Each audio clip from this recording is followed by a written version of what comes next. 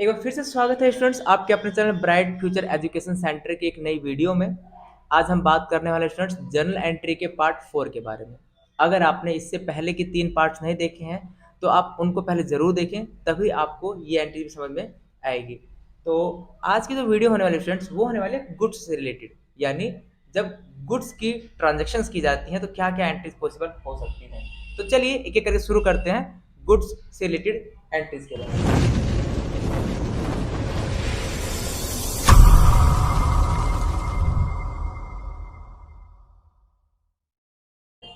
तो पहली जो एंट्री होने वाली है स्टूडेंट्स हमारी, वो होने वाली है, पहले हेड डाल लेते हैं जर्नल। तो जो पहली हमारी जो एंट्री होने वाली स्टूडेंट्स वो होने वाली है ड्राइंग। आपने देखा था कि पीछे ड्राइंग जो है वो कैश का किया जाता है बिजनेस में, कि जब भी कोई बिजनेस से पर्सनल पर्पज के लिए कोई कैश विड्रॉ कर लेते हैं तो ड्राइंग कहलाता है। जरूरी नहीं स्टूडेंट्स कि सिर्फ बिजनेस से कैश विड्रॉ किया जाए। कई बारी कुछ गुड्स ऐसी होती हैं जो हम बाहर से ना ला के अपने बिजनेस से ही निकाल लेते हैं, यानी अपने बिजनेस से ही यूज कर लेते हैं पर्सनल पर्पज के लिए। उसे ड्राइंग इन गुड्स कहा जाता है। हिंदी में इसे माल का आहरण भी कहते हैं। तो देखिए इसकी एंट्री क्या होती है। सबसे पहले हमने ड्राइंग किया है, यानी कि ड्राइंग हमारा एक्सपेंस होता है, तो ड्राइंग अकाउंट डेबिट हो गया। और ड्राइंग के रूप में क्या यूज किया हमने, गुड्स। आपने देखा होगा जब हमने गुड्स परचेज किया था तो वहां पे हमने गुड्स को डेबिट नहीं किया था, हम वहां पे डेबिट कर रहे थे परचेज अकाउंट को। तो सेम इसी तरीके से जब आपका गुड्स बाहर जाएगा बिजनेस से तो आप गुड्स वर्ड यूज नहीं करेंगे, आप यहाँ पर परचेज ही यूज करेंगे। तो आपकी जो एंट्री हो जाएगी वो हो जाएगी drawing account debit to purchase account. ठीक है, अगली एंट्री की तरफ बढ़ते हैं, दूसरी एंट्री की तरफ। दूसरी एंट्री जो होने वाली है हमारी, वो होता है कई बार क्या करते हैं हम लोग, गुड्स को चैरिटी में दे देते हैं। तो उसके साथ गुड्स गिवन एज चैरिटी, यानी जब आप गुड्स को चैरिटी के रूप में दे देते हैं तो वहां पे जो एंट्री होती है स्टूडेंट्स, जो चैरिटी है वो भी एक तरह का एक्सपेंस ही है। तो यहाँ पे आपका चैरिटी डेबिट हो जाएगा, चैरिटी अकाउंट डेबिट, और टू में सेम परचेज अकाउंट आपका क्रेडिट हो जाएगा।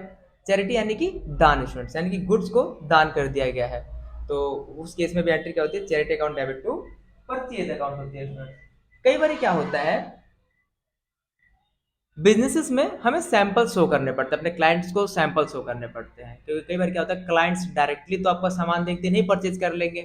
तो आप सबसे पहले क्या करते हैं, सैंपल शो करते हैं। तो कई बार गुड्स फ्री में डिस्ट्रीब्यूट की जाती है एज ए सैंपल के रूप में, तो उसकी भी एंट्री होती है। तो यहाँ पे लिखा जाएगा goods distributed as free sample.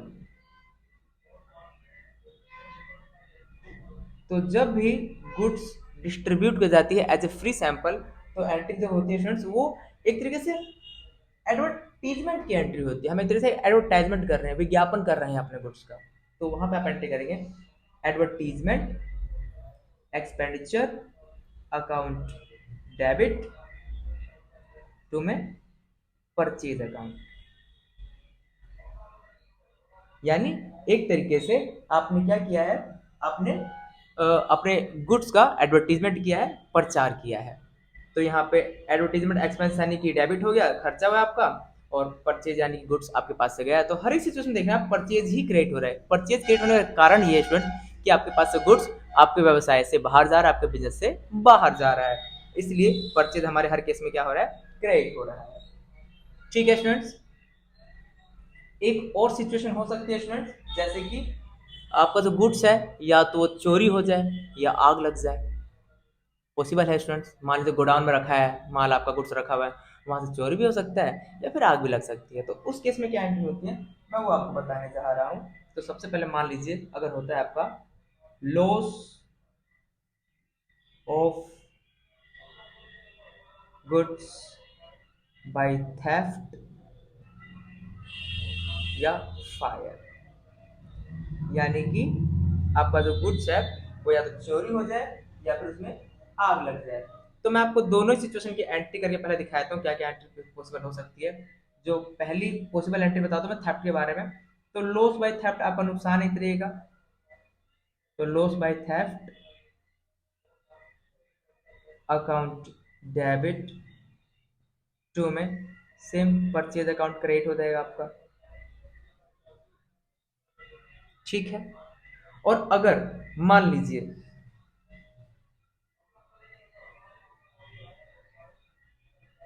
अगर आग लग जाती है तो वहां पे हो जाएगा loss by fire account debit to में परचेज अकाउंट। यानी चाहे आग लगे चाहे चोरी हो, दोनों ही सिचुएशन आप देखेंगे कि क्या होता है, डेबिट हो जाएगा एक्सपेंस, यानी जो भी लॉस बाय फायर है, लॉस बाय थेफ्ट है, और परचेज हर एक सिचुएशन में क्रेडिट हो जाएगा क्योंकि परचेज हमारे पास वो गुड्स जा रही है, हमारे बिजनेस से बाहर जा रही है। तो देख सकते हैं आप, ये 4 सिचुएशंस मैंने करवाए हैं। इन चारों सिचुएशंस में क्या हो रहा है, हमारा जो गुड्स है हमारे बिजनेस से बाहर जा रहा है। अब एक बात ध्यान दीजिए, जब लॉस बाय गुड्स थेफ्ट या फायर के थ्रू होता है तो कई बार कंपनियां क्या करती हैं, इंश्योरेंस करवा के रखती हैं। तो इंश्योरेंस कंपनी उनको क्लेम वगैरह प्रोवाइड करती है। तो वो एंट्रीज कैसे होती हैं, एक बार जरा आप उनको भी समझ ले। जो हमारी गुड्स क्या होती है, इंश्योर्ड होती है। तो यहाँ पे टॉपिक ऐड हो जाएगा एक, in case if goods are insured, यानी आपके गुड्स क्या है स्टूडेंट्स, इंश्योर्ड है, आपने उनको इंश्योरेंस करवा रखा है। तो इंश्योरेंस के केस में क्या होता है, कंपनी हमें पैसे देती है, क्लेम कर देती है हमारी गुड्स का। तो आप देखिए जरा क्लेम कैसे रिफंड होता है। तो उसके लिए सबसे पहले एंट्री करनी पड़ती है, एक एंट्री पास करनी पड़ती है, इंश्योरेंस कंपनी अकाउंट डेबिट, यानी इंश्योरेंस कंपनी का नाम लिखना है आपको। और इंश्योरेंस कंपनी, कंपनी है तो कंपनी का एस लगाना पड़ेगा स्टूडेंट्स, आपको पता है, मैं शुरू में बता चुका हूं जनरल एंट्री में। तो insurance company account debit to, ये हो जाएगा आपका लॉस बाय थेफ्ट या फिर लॉस बाय फायर हुआ है। तो आप लॉस बाय थेफ्ट या फायर अकाउंट लिख सकते हैं स्टूडेंट्स। ठीक है। उसके बाद क्या होगा, आपको ये तो होगा क्लेम की ड्यू करने की एंट्री, जितना क्लेम आपने ड्यू किया है। अब आपको क्लेम का पैसा रिसीव हो जाएगा। तो बैंक अकाउंट डेबिट टू में इंश्योरेंस कंपनी से आपको